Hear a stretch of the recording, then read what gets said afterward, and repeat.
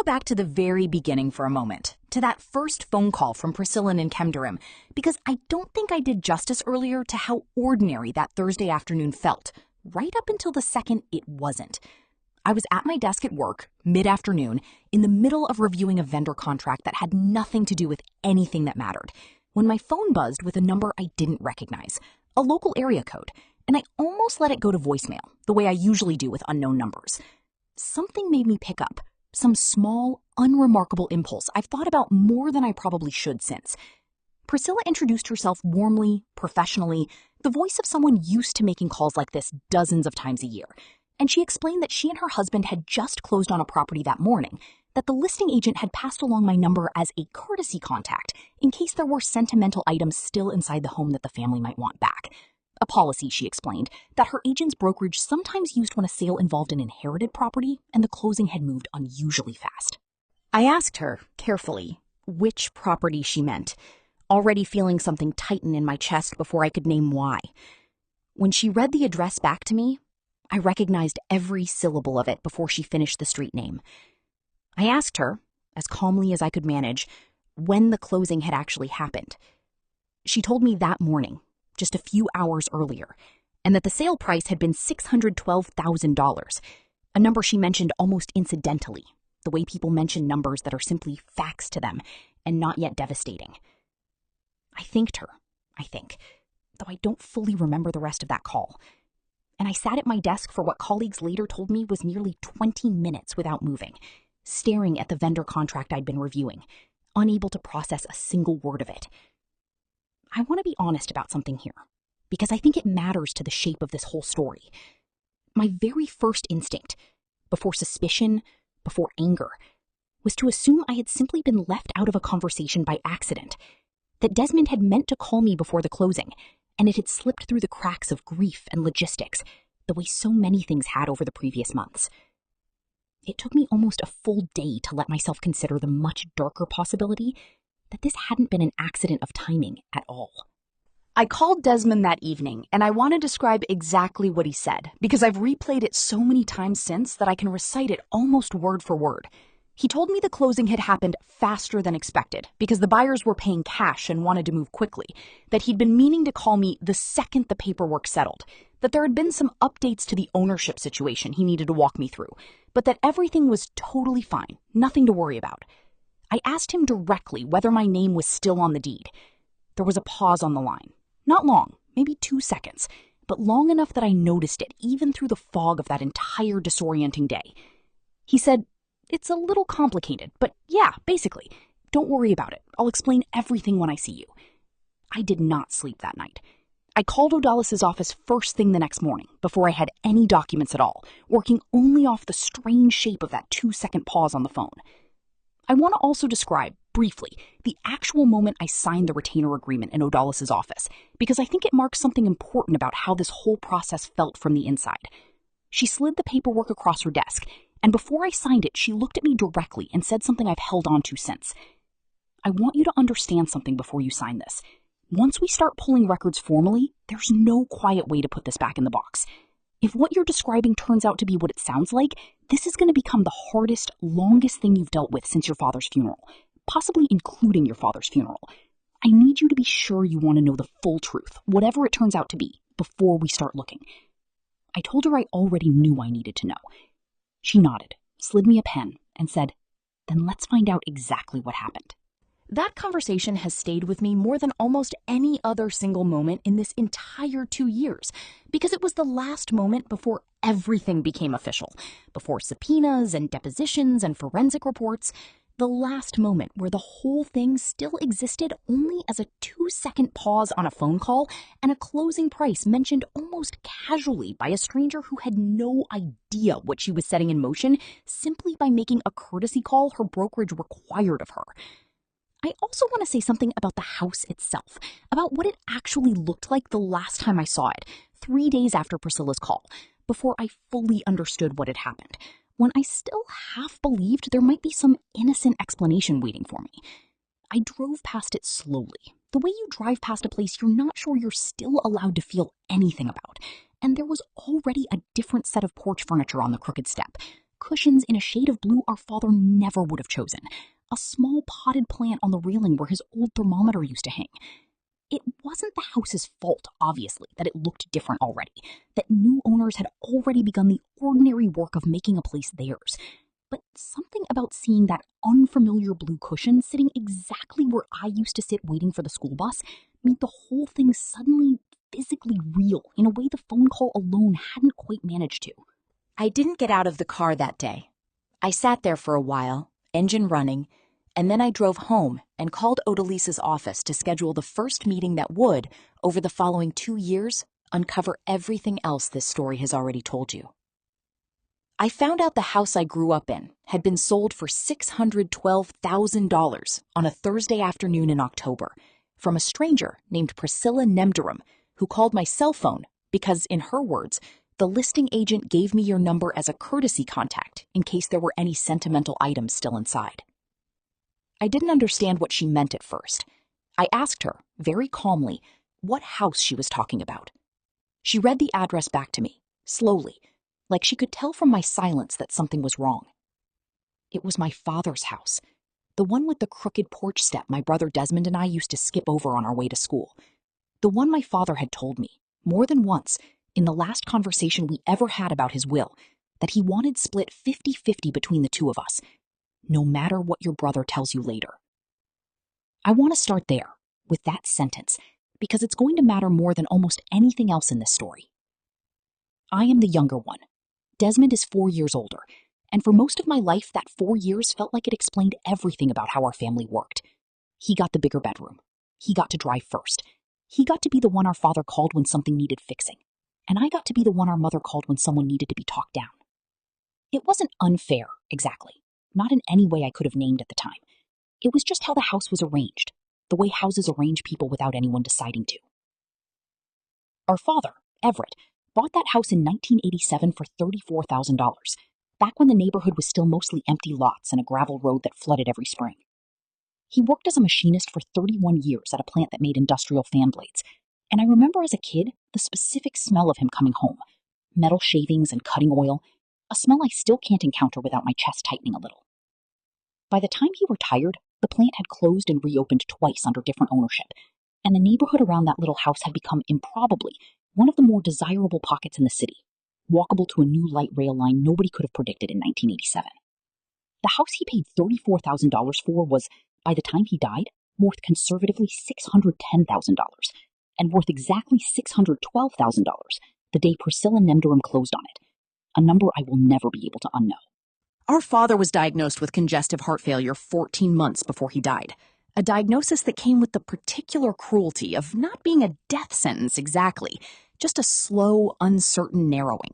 Months that could have been a year, or could have been 3. Nobody could say for certain, which is its own kind of psychological weight that I don't think people understand unless they've lived inside it. During those 14 months, he talked about the house more than he'd ever talked about anything in his life. He'd raised us there after our mother left when I was 9, alone on a machinist's salary, and I think that house had become, in his mind, the single proof that he'd done something right, with a life that hadn't given him very many other proofs. About 5 months before he died, sitting at the same kitchen table where he used to help me with algebra homework I didn't understand, he told me directly that he wanted the house split evenly between Desmond and me when he was gone. Sold, if we couldn't agree on anything else, the money divided down the middle. 50-50, he said, tapping the table twice with 2 fingers, a gesture I'd watched him make my whole life whenever he wanted to make sure a point landed. No matter what your brother tells you later. I asked him what that meant, why he said it that specific way, and he just shook his head and said, "You'll understand if it ever comes up." I hope it doesn't. I didn't push. I regret that now more than almost anything else in this story, that I let that sentence sit there instead of asking him to explain exactly what he was worried about. He died on a Sunday morning in February, in the hospital, with both of us in the room, Desmond holding one hand and me holding the other, and for exactly 11 days after that, I believed, completely and without suspicion, that whatever came next between my brother and me would honor that sentence at the kitchen table. On the 12th day, Desmond called me and told me he'd already started handling the house situation with a real estate attorney he knew from his job, someone who could move things along faster than going through a probate lawyer neither of us had ever used. He said it in the particular tone he'd always used with me growing up. Warm, a little rushed. The tone of someone who has already decided something and is explaining it to you as a formality, rather than asking your opinion. I said okay. I want to be honest that I said okay, because grief makes you agreeable in ways that frighten me now, looking back. The way I simply absorbed decisions I would have questioned under any other circumstances. For the next several weeks, Desmond handled almost everything. The funeral costs, the utility shutoffs, a storage unit for the furniture, and I let him. Partly out of grief, and partly, if I'm honest, out of the same old family arrangement. The unspoken sense that he was the one who handled things, and I was the one who went along. I want you to notice that word again, the same one that mattered in a similar story I once heard from a friend of a friend. Trusted. It's going to matter again here, in a different shape. The first thing that felt wrong happened about 6 weeks after the funeral. I drove past the house on a Saturday, an impulse more than a plan, just wanting to see it. And there was a for sale sign in the yard I hadn't been told about, a real estate company I didn't recognize, a phone number that wasn't Desmond's and wasn't any attorney's I knew of. I called the number from my car, parked across the street, staring at that crooked porch step, and a cheerful woman told me the listing had gone active 4 days earlier, that showings had already started, that there'd been quite a bit of interest already, given the location. I called Desmond immediately. He picked up on the second ring, and when I asked him why the house was listed without me knowing, his voice did something I'd never heard it do before, a kind of practiced calm that didn't match the question at all. He said the attorney had recommended listing early to test the market before finalizing the paperwork on the split, that nothing was final, that I shouldn't worry, that he'd loop me in properly once there was an actual offer. I believed him. I want to be honest about that too. I drove home that day, still grieving, still assuming the worst thing happening in my life was the fact that my father was gone, not that my brother was quietly building something I wasn't part of. The second thing that felt wrong happened 5 weeks later, and this one I couldn't explain away with anything as generous as testing the market. I received a notice in the mail, forwarded from my father's old address, from the county recorder's office, confirming that a quitclaim deed had been filed, transferring full ownership of the property from the estate of Everett R. Halloway to Desmond J. Halloway, sole owner, a filing dated 3 weeks after our father's funeral, notarized, with a signature at the bottom that was supposed to be mine, authorizing me, as co-executor, to waive my interest in the property. I did not sign that document. I have never waived anything. I was, according to a work timesheet I still had access to through my company's HR portal, physically at my job that entire day. Badge swiped in at 8:02 in the morning and badge swiped out at 6:47 in the evening. A fact that would later matter enormously, though on the day I first saw that notice, all I felt was the same slow, cold shift I imagine anyone feels the moment they realize the floor of their life has quietly changed shape underneath them, without their permission. I called an attorney the next morning, a careful, unhurried woman named Odalis Ferreira, who specialized in probate disputes, and who had been recommended to me, almost accidentally, by a coworker whose own family had gone through something smaller but similar. In our first meeting, sitting in her office with a window that looked out over a parking garage instead of anything scenic, she asked me the same kind of question I imagine every good attorney in this situation asks first. Do you have any written communication with your brother from the weeks around the funeral? Anything at all, even things that seemed unimportant at the time. I told her I had everything. Texts, emails, even a shared family group chat with cousins that Desmond had occasionally posted in without thinking carefully about what he was revealing. Odalis asked me to send her all of it, unedited, in order, and I spent that night going through months of messages with a feeling I can only describe as archaeological, digging through a version of my recent life looking for the moment the ground had actually shifted, even though at the time I'd felt nothing shift at all. I found it 11 days after our father's funeral, a text from Desmond to a number saved simply as Marty Q that had somehow ended up forwarded into a different thread by mistake, the way phones sometimes duplicate messages across saved conversations when contacts overlap. It read, "Just need the recorder's office to accept it clean. Once it's filed, she'll have to fight probate court to undo it, and that's a year minimum. By then, the sale's done and the money's split my way already." I had scrolled past that message in the fog of those first weeks without understanding what I was looking at. Odalis read it aloud in her office, twice, and then looked up at me and asked the question that would end up defining the next 14 months of my life. Who is Marty Q? Martin Quaranta, it turned out, was a notary and part-time paralegal who ran a small document processing storefront squeezed between a check-cashing business and a vape shop. A man who, according to public records Odalis's investigator pulled within days, had been the subject of 2 prior complaints to the state notary regulatory board, both dismissed for lack of evidence.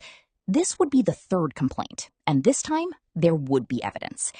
Odalis's investigator, a methodical, soft-spoken woman named Bettina Ochterberg, who had spent 11 years doing forensic work for family law attorneys before going independent, began building a timeline almost immediately. She requested the security footage from Martin Quaranta's storefront, footage that still existed on a 60-day retention cycle, and she requested it with exactly 19 days to spare before it would have automatically overwritten itself. The footage showed Desmond entering Martin's office on the exact date listed on the quitclaim deed, at 11:14 in the morning, wearing a gray jacket I remembered him buying that winter for our father's funeral, the same jacket, in fact, he'd worn to bury our father 5 weeks earlier. My employer's badge swipe records, subpoenaed weeks later, showed me entering my office building that same morning at 8:02, a full 3 hours before that footage was recorded, at a location 18 miles away, a fact confirmed independently by both the badge system and a project stand-up meeting I'd attended that morning with 4 coworkers who each gave sworn statements placing me at that meeting at 9:30 that day. You cannot authorize the waiver of your own inheritance at a notary's office you were never inside, at a time when 4 coworkers can confirm, under oath, that you were sitting in a conference room 18 miles away, discussing a software deployment schedule that has nothing to do with real estate. While all of this was quietly being assembled over the following weeks, on the surface, my relationship with Desmond continued in a strange, suspended version of normal that still unsettles me to remember. He called every week or two, told me about his kids' school events, asked how I was holding up with everything, and once, almost as an aside, mentioned that he and his wife Renelle were finally going to be able to do some renovations on the lake cabin. A sentence that meant nothing to me in the moment, and that I would later understand, with a kind of nauseated clarity, referred to money that had not yet legally become his, but that he was already planning to spend as though it had. Odalis had told me, in nearly the same words a different attorney once used with a different client, that tipping him off before the case was fully documented would give him time to move money, to spend it, to make recovery dramatically harder. "We only get one clean shot at freezing this," she said. "I need you to be normal on the phone a little longer." So for 9 weeks, I was normal on the phone with a man who had forged a document authorizing the theft of my half of a $612,000 house, while a quiet, legal, and investigative process gathered notary logs, security footage, badge records, and phone metadata into something that would eventually be strong enough to file all at once, rather than leaking out piece by piece and giving him room to maneuver. During those 9 weeks, I sat through a birthday party for his younger son, Theo, and clapped when he blew out his candles. I don't fully know how I managed both things at once, being someone who genuinely loves that 8-year-old boy and someone who was, at the exact same time, building a case against his father. But I did it because Odalis told me it mattered, and because some cold, steady part of me had already decided I wasn't going to let this go unanswered. The house closed with Priscilla and Kemdrim for $612,000 4 months after our father's funeral, a closing that happened entirely without my knowledge or signature on anything, using the fraudulent quitclaim deed as the basis for Desmond's sole ownership claim. Of that sum, after paying off the small remaining balance on our father's reverse mortgage and closing costs, Desmond netted approximately $561,000, of which my rightful half, under the will Odalis had by then confirmed with our father's actual estate attorney, an elderly, precise man named Corwin Feldstein who had drafted the real will years earlier, should have been $280,500. Instead, over the following weeks, that money moved in ways Bettina's forensic tracing would later document in exhaustive detail. A payment of $94,000 went toward the lake cabin renovation Desmond had mentioned so casually on the phone. A payment of $38,000 went to pay off a personal loan on his truck. A transfer of $22,500 went to his wife Renelle's sister, described in the memo line absurdly as wedding gift, despite the fact that Renelle's sister had been married for 6 years already. The remainder sat in a brokerage account Desmond had opened 9 days after the house closed, an account Bettina traced through a combination of subpoenaed bank records and a single careless email Desmond had sent himself, from his work address to his personal address, containing account numbers he'd apparently wanted backed up somewhere. By the time Odalis told me we were ready to file the emergency petition, I had stopped being able to sleep more than a handful of hours a night. Not from fear anymore, but from something closer to a held breath that had lasted 9 weeks. I remember sitting in her office the morning we filed, watching her sign the cover page of the emergency petition to void the fraudulent deed and freeze the remaining proceeds, and feeling for the first time since that phone call from Priscilla and Kemdarim like the ground under my feet had finally actually stopped shifting. The freeze order was granted within 3 business days, based primarily on the badge records and the 4 sworn coworker statements, well before Bettina had even finished the full financial trace. What remained of the proceeds, the brokerage account and a portion of a joint checking account Desmond shared with Renelle, was frozen pending a full accounting. I learned later, through a cousin who still doesn't know the full extent of what happened, that Desmond's first reaction to the freeze was to assume it was some kind of banking error, to call the branch manager personally and demand an explanation, genuinely confused, as though the idea that anyone could have discovered what he'd done hadn't yet occurred to him as a real possibility. There was a period of about 5 weeks between the freeze and the formal hearing that I still find difficult to describe, partly because it was, in its own way, uglier than anything that happened in the courtroom later. Desmond called me 14 times in 6 days once the freeze became undeniable. I answered on the 8th call, mostly because Odalis had suggested it might read better, procedurally, if I appeared willing to communicate rather than simply vanishing. His voice, when I finally picked up, wasn't the warm, rushed voice from the weeks before. It was tight and fast, and underneath the anger, unmistakably frightened. And he said, almost immediately, "You have no idea what it's like, watching Dad build that whole life around that house, and knowing you were always going to end up fine no matter what happened, and I was the one who actually needed it." I wrote that sentence down almost verbatim the moment I hung up, because some part of me already understood it would matter later, and it did. Odalis used it carefully in a filing about motive months afterward. The formal hearing took place 5 months after the freeze, in a probate courtroom with fluorescent lighting that made everyone in the room look slightly ill, in front of a judge named Rosalind Achabe Whitfield, who had, according to Odalis, a well-earned reputation among the local bar for having almost no patience for what she referred to that day from the bench as estate manipulation disguised as family shorthand. I wore the same navy dress I'd worn to my father's funeral. Not deliberately, I simply reached for it without thinking, and only understood the connection once I was already sitting in the gallery, waiting for the case to be called. Desmond's attorney, a young, overconfident man named Trevor Ashcombe, who had clearly built his early career on aggressive posturing rather than deep preparation, tried to argue that the quitclaim deed reflected an informal family understanding that I had verbally agreed to during the emotional period immediately following the funeral, an argument that required the court to believe I had verbally waived a $280,500 inheritance at some unspecified moment nobody could actually name or date. Judge Achabe Whitfield asked, with a level of dryness that seemed to genuinely unsettle Trevor Ashcombe, how an informal verbal understanding produced a specific notarized signature at a specific notary's office on a specific date for a person who could be proven through badge records and 4 independent witnesses to have been 18 miles away in a work meeting at that exact hour. Trevor Ashcombe did not have an answer that survived more than a minute of follow-up questioning. Then Odalis called Martin Quaranta as a witness.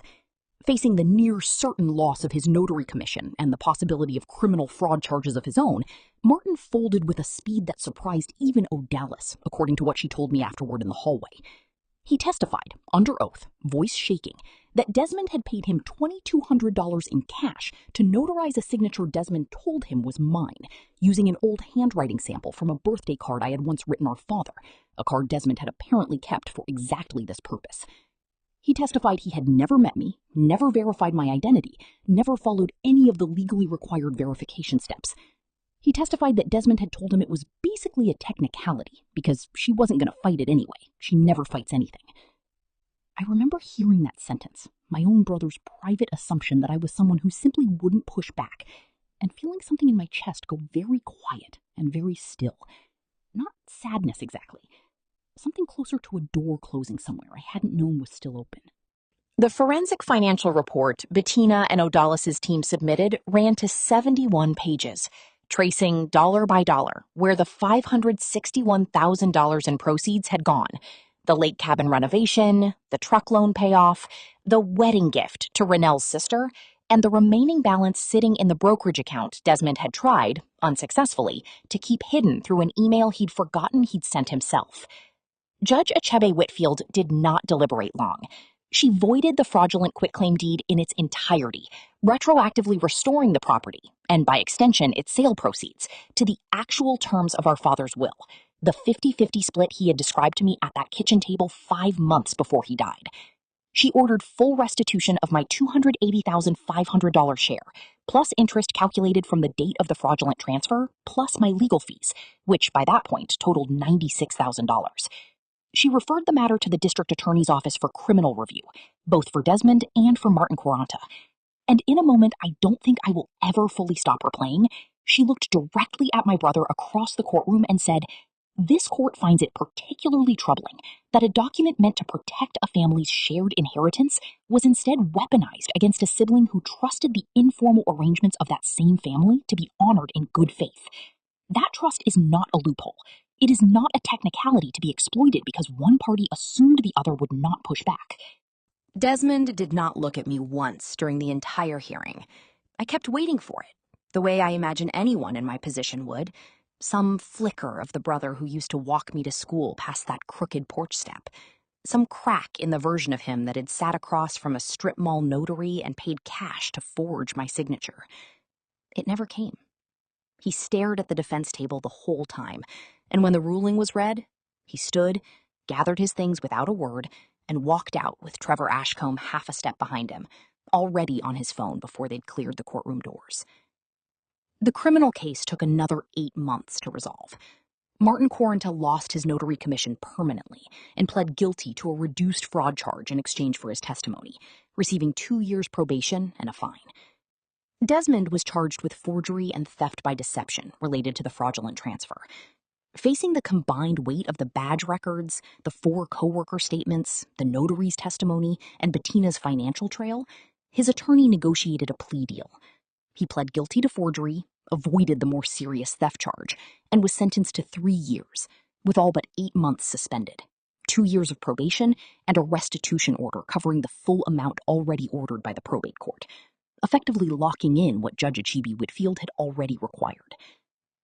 The leak cabin renovation was never fully repaid in kind, obviously, since renovations can't be unpoured or unbuilt.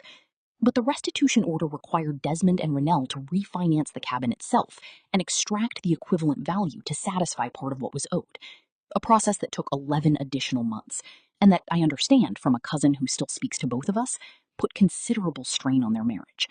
Strain that eventually led to a separation about a year after the criminal sentencing concluded, though I don't know the full details of that and have never asked.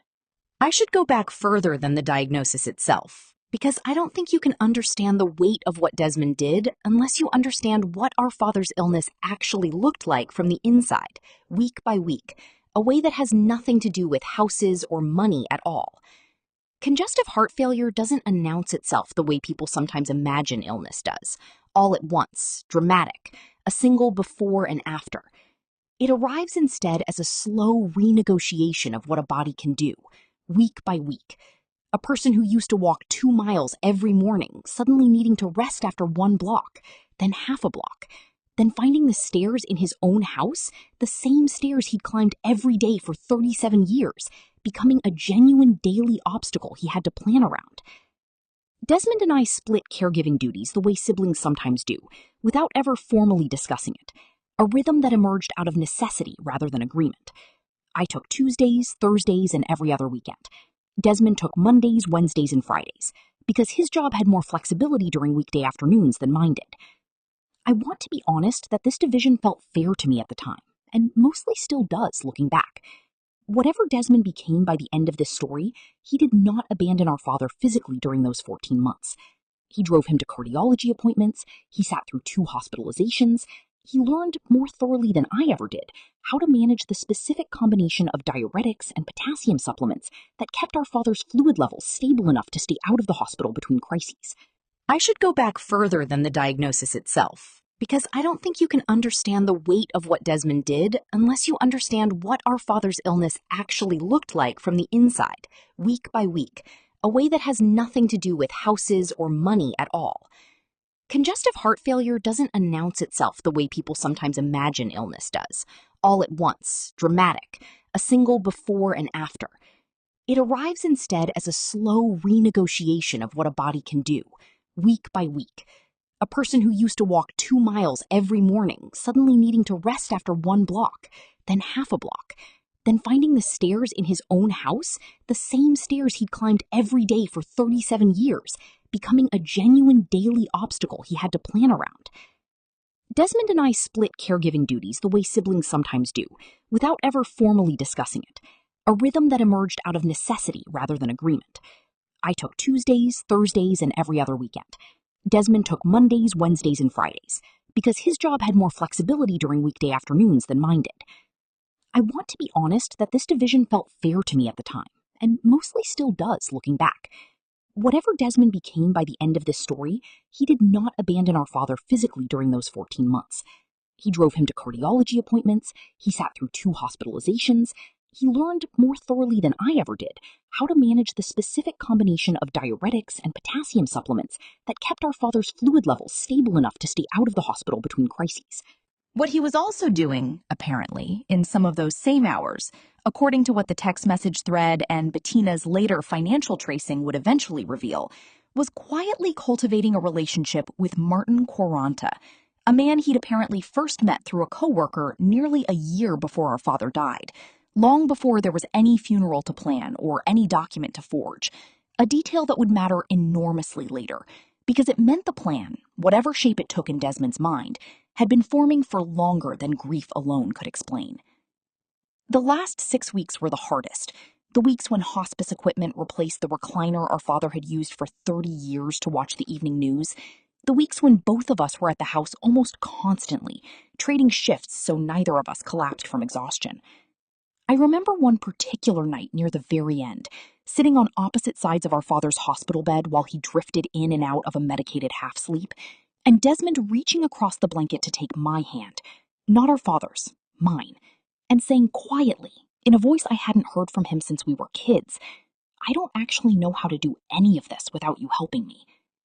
I believed him completely in that moment, the same way I believe most people mean the things they say beside a deathbed.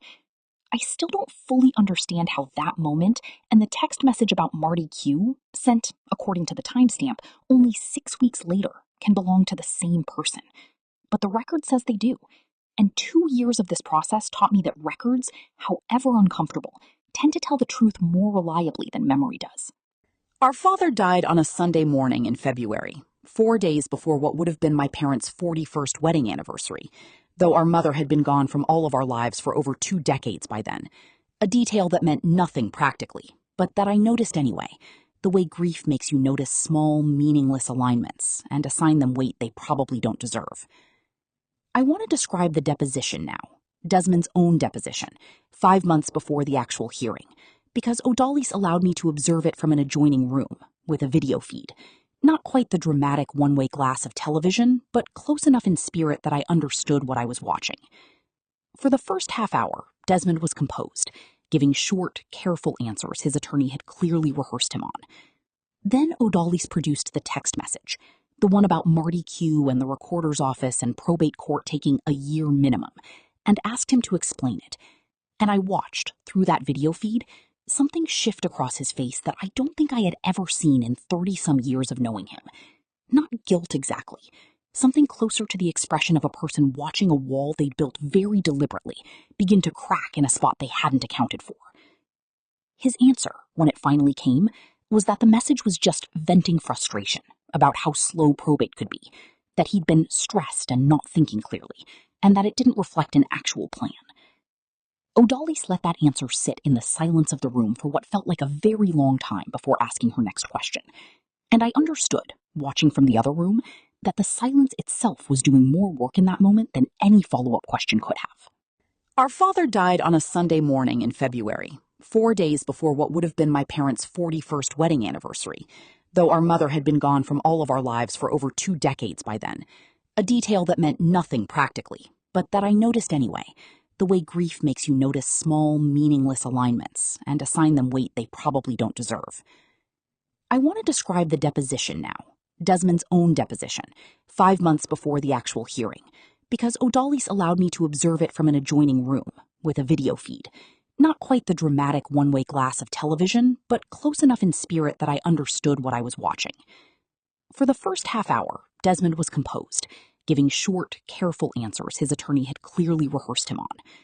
Then O'Dalys produced the text message, the one about Marty Q and the recorder's office and probate court taking a year minimum, and asked him to explain it.